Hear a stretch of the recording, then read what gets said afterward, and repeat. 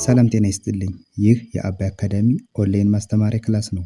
በዚህ ኦንላይን ክላስ አማርኛ፣ እንግሊዝኛ፣ ሂሳብ፣ አፋን ኦሮሞና ሌሎችም ትምህርቶች እናስተምራለን። ስለሆነም ከሀገር ውስጥም ከውጭም የምትኖሩ መማር የምትፈልጉ ልጆች +251ን ያስቀደማችሁ 974 75 6421 ስልካችን ነው። ኢሞ፣ ቴሌግራም ወይም ደግሞ ዋትሳፕ ላይ በመደወል ተመዝግባችሁ በቀንም ሆነ በማታ በተመቻችሁ ሰዓት በተለያዩ የሚዲያ አማራጮች ማለትም በኢሞ፣ በቴሌግራም፣ በዋትሳፕ፣ በዙም እንዲሁም በጎግል ሚት መማር ትችላላችሁ። ቻናላችንን ሰብስክራይብ እንዲሁም ላይክ እና ሼር እያደረጋችሁ ጀምሩ። እሺ፣ በዛሬ ክላሳችን ደግሞ ክፍል 5 የአማርኛ ንባብ ይሆናል ማለት ነው። እንግዲህ በዛሬ ቪዲዮ በተለይ ለጀማሪዎች አማርኛን እንዴት ማንበብ እንደምንችል በቀላል መንገድ አሳያችኋለሁ ማለት ነው። በባለፈው ፊደላቶችንም ቃላቶችንም ስንለማመድ ነበር። ዛሬ ደግሞ ያው በባለፈ ፊደላትን ካጠናን ቃላቶችን ከተለማመድን ደግሞ ቀጣዩ ስቴፓችን ምንድነው የሚሆን አረፍተ ነገሮችን 2-3 እና ከዚያ በላይ ሆነው ደግሞ ቃላቶች እንዴት እንደሚነበቡ ቀስ ብለን ተረጋግተን ዛሬ እንመማራለን ማለት ነው። ከዚህ ጋር የምታዩዋቸው እነዚህን እንግዲህ ከመጀመሪያው ጀምረን እስከመጨረሻው ምንም ትንሽ ቢሆኑ ግን እነዚህ አረፍተ ነገሮች አማርኛ ለማንበብ በጣም ወሳኝ ስለሆኑ እነዚህን ከያዛችሁ እነዚህን ማንበብ ከቻላችሁ አማርኛ ለማንበብ የሆነ ስቴፕ እየሄዳችሁ ነው ማለት። ስለዚህ እነዚህን ዛሬ እናያለን። እስከመጨረሻው ቪዲዮውን እዩት።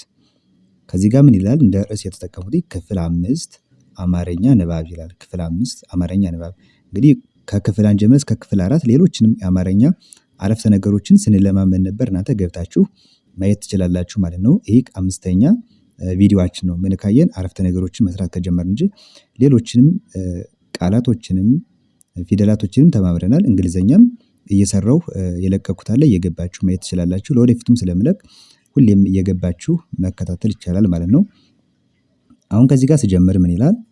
ዛሬ ዛሬ ዛሬ ዛሬ የምትለዋ ምን ትባላለች? ቃል ትባላለች።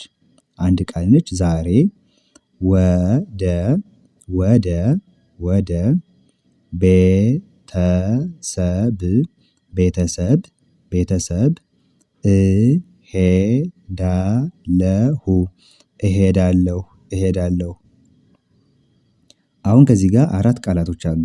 በመጀመሪያ ቃል ምንድነው ስትሉ ቃል ማለት ፊደላቶች በአንድ ላይ ሆነው 2 እና ከዚያ በላይ የሆኑ ፊደላቶች በአንድ ላይ ተሰባስበው ትርጉም ያለው ነገር ሲሰጡን ያ ምን ይባላል? ቃል ይባላል።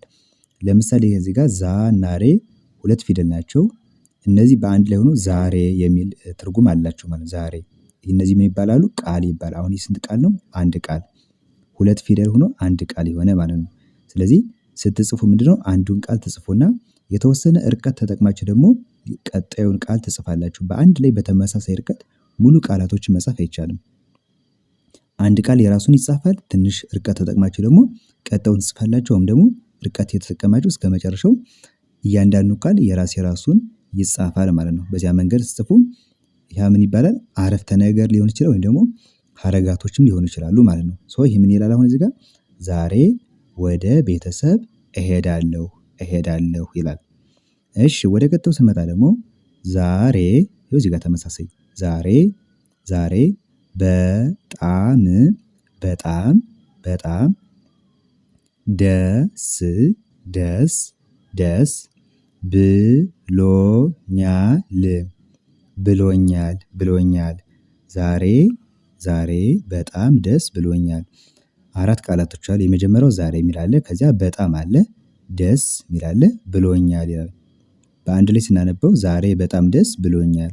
ስታነቡ ፊደል መቁጠር ሳይሆን እኔ ለጀማሪዎች ይሆናል በሚል ሀሳቤ እንጂ ሲነበብ ዛሬ እየተባለ አይነበብም። ፈጠን ብላችሁ በደንብ ከለመዳችሁ በኋላ ዛሬ በጣም ደስ ብሎኛል። በዚህ መንገድ ታነባላችሁ በደንብ ስትለምዱ ማለት ነው። እሺ፣ ቀጣዩ ደግሞ እዚህ ጋር 3ኛው አረፍተ ነገራችን ደግሞ ምን ይላል? ውሻ ውሻ ውሻ የቤት የቤት የቤት እንስሳት እንስሳት እንስሳት ነው። ከዚህ ጋር 4 ቃላቶች ናቸው። ውሻ የሚለው አንድ ቃል አለ፣ የቤት አለ፣ እንስሳት አለ፣ ነው አለ።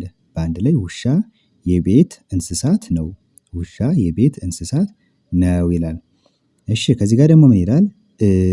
ኢዮብ ኢዮብ ኢዮብ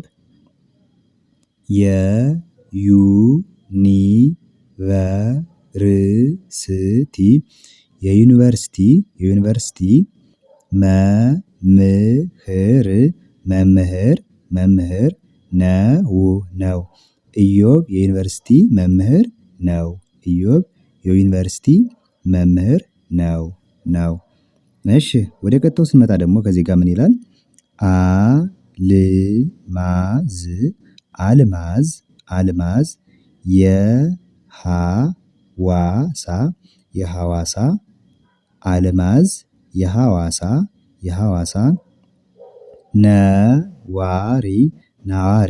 ነዋሪ ናት።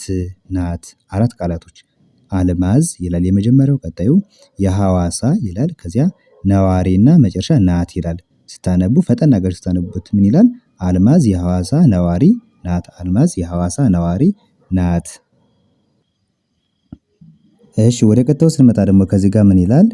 ዳንኤል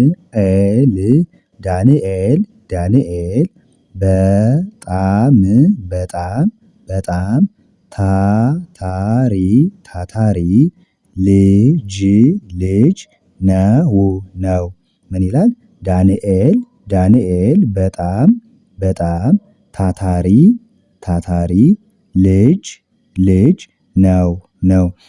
1 2 3 4 5 ቃላቶች አሉ። 5 ቃላቶች እነዚህን በአንድ ላይ ስናነባቸው ምን ይላል? ዳንኤል በጣም ታታሪ ልጅ ነው። ዳንኤል በጣም ታታሪ ልጅ ነው ይላል።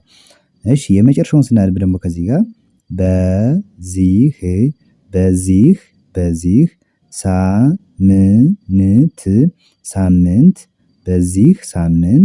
በዚህ ሳምንት ሙቀት ጨምሯል። በዚህ ሳምንት ሙቀት ጨምሯል። ስንት ቃላቶች ናቸው?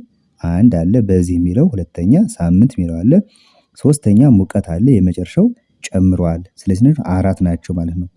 በአንድ ላይ ስናነበው በዚህ ሳምንት ሙቀት ጨምሯል ብለን ማንበብ እንችላለን ማለት ነው። እንግዲህ ለዛሬ ትምህርት ይዤላችሁ የመጣሁትኝ በተለይ ፊደላትን የለያችሁና ቃላት ደግሞ ማንበብ የሞከራችሁ ልጆች በቀጣይ ደግሞ እንደነዚህ አይነት አማርኛ ጽሁፎችን ማንበብ ያስፈልጋል፣ መለማመድ ያስፈልጋል ማለት ነው።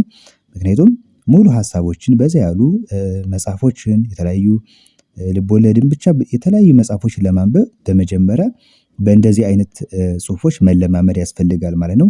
በእነዚህ ከተለማመዳችሁ እነዚህን በፍጥነት በቀላል መንገድ ማንበብ ከቻላችሁ ማንኛውም የአማርኛ ጽሁፍ ለማንበብ አትቸገሩም ማለት ነው። ስለዚህ ይህን ቪዲዮ በደንብ አድርጋችሁ ሁለቴ ሶስቴም ከቻላችሁ ደግሞ ጽፋችሁ በደብተራችሁ እየያዛችሁ ብታነቡት ውጤታማ ትሆናላችሁ ማለት ነው። ቀጣይ ደግሞ በሌሎች የአማርኛ ትምህርቶች እና የእንግሊዘኛ ትምህርቶች እመለሳለሁ። መጀመሪያ መግቢያው ላይ እንደነገርኳችሁ በውስጥ መስመር ተመዝግባችሁ መማር ከፈለጋችሁ ደግሞ አማርኛ፣ እንግሊዘኛ፣ ሂሳብ፣ አፋን ኦሮሞ እና ሌሎችም ትምህርቶች እናስተምራለን። ደውላችሁ በመመዝገብ መማር ይቻላል። ለዛሬ የነበረን ትምህርት ይሄን ይመስላል ማለት ነው። መልካም ጊዜ ይሆንላችሁ። ባይ ባይ።